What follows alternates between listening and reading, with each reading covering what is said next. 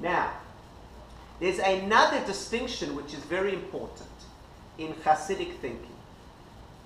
And that is, there was a focus on the rabbi as a renderer of Jewish law, as well as advisor, spiritual growth consultant. Right, we have, I see on the Jewish websites today that you can get a spiritual growth coach. I'm hoping to become one day. Anyway, okay. Oh, that's pretty lucrative. Okay. You can become a spiritual growth coach. So these Hasidic leaders were exactly that. They were spiritual growth coaches for many, many people. And very often they were miracle workers. Now this is very important. A Hasid sees his Rebbe, generally speaking, with a great reverence and as being a special soul. Think of emphasis on the role of the tzaddik or Rebbe as a general soul accompanying many other souls. In Hasidic thinking, which is based on Kabbalah, there are different levels of souls. Some souls are higher souls than other souls. Moses, Moshe Rabbeinu, for example, had a particular very high neshama. That's not to say that a person cannot achieve great things even if one starts at very low. But there are different levels of neshamot of souls. And you have what's called a neshama klalit, a all-encompassing soul. So, for example, that they see the Rebbe as having an all-encompassing soul, and they see the prayers of their students almost going up and channeled through the tzaddik. You know, there's certain Hasidim, even today, that when they pray, they picture kind of their prayers going through the Rebbe up to Hashem. You know that? Now, the Lithuanian approach was very anti this whole concept. Why? Because it's kind of a little bit, it can touch on idol worship a little bit. Because remember, the whole concept is that we're not allowed to have any intermediary. Like figures. Yeah, you're not allowed to have an intermediary. Now, this is very important. Even for the Hasidim, you're not allowed we only pray to God. You're not allowed to pray to the rabbi. No matter how great, no matter how much of a miracle work is, you're not allowed. You can ask advice. But what they did is, they're not doing that. They don't pray to the rabbi. And that's the distinction. But the line is very fine. They pray to Hashem. Now there's another thing, for example, Hasidim do, many Hasidim, and this will give you an example. They would go to a righteous person's grave, and they would ask the righteous person to intervene on their behalf to God. Not pray to the person. Ask them for advice, ask them to intervene. Right? A Litvak would never do that. The Chofetz Chaim says you're not allowed to do that. He says you can only pray to God in the merit of the tzaddik. But you cannot do that directly. But the Hasidim, they do. The Hasidim, they pray. They don't pray to the righteous person, but they ask, please intercede on my behalf. Please help me.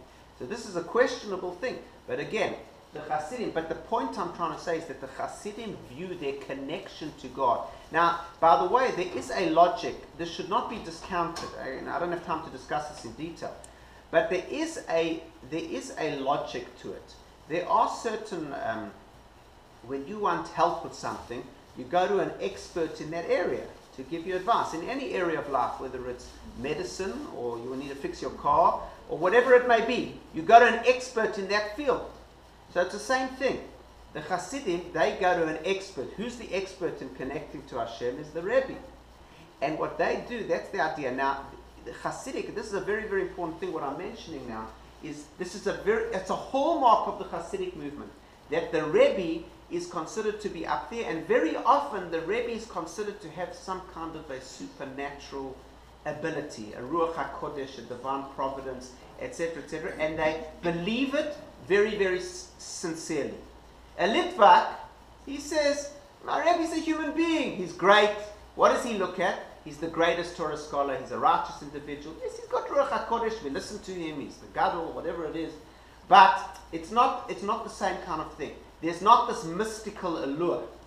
And this is very much, by the way, and it has upsides and downsides. This mystical allure is very often abused. You've got to be very careful. There are many people that take lots of money to give blessings, to tell you the future, to tell you the past, to tell you the this, to tell you the that. and they start doing practical things and all this kind of stuff. And 99.9% of them are frauds. Maybe a little bit higher than that. Yeah. How do you know? No, I mean, I know that too. Usually if they take money, you know that there's a problem.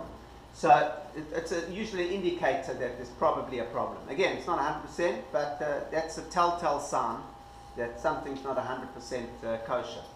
But the point is that and also today, I'm not sure that, so a chassid today, they believe that their Rebbe's, even till today, Ad Yom Hazeh, have a kind of a Ruach HaKodesh. I'm not sure, I believe it to a certain degree, I'm not sure exactly how much, but that is their belief. Now, there's some very, very important spiritual components that Hasidim also injected that were very lacking in general society. The one is a great emphasis on joy in the service of God. Hasidim, Ivdu et Hashem b'simcha, serving Hashem with joy and doing mitzvot with joy is a great injection of Hasidic thinking. Being joyous was a very, very important emphasis, and an emphasis, incidentally, that all the Jewish people have benefited from and needed tremendously, especially in that time, as I mentioned, after all the pogroms and everything going up, and then the emphasis on never giving up on ourselves or others. Chasidim,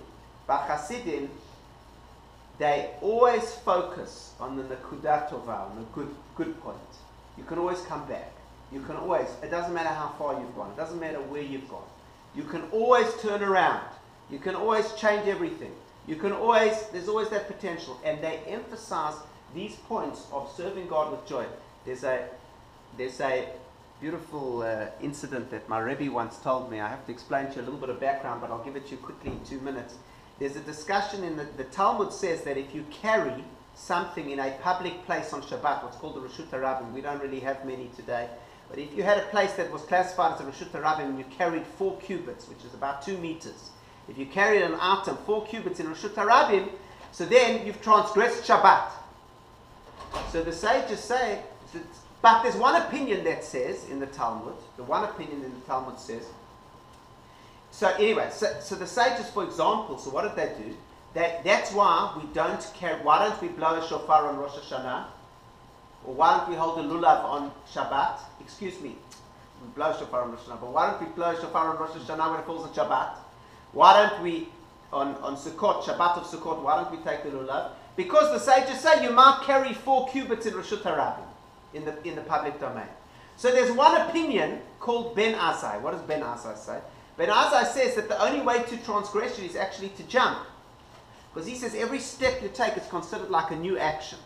So the only way you could transgress it is to jump.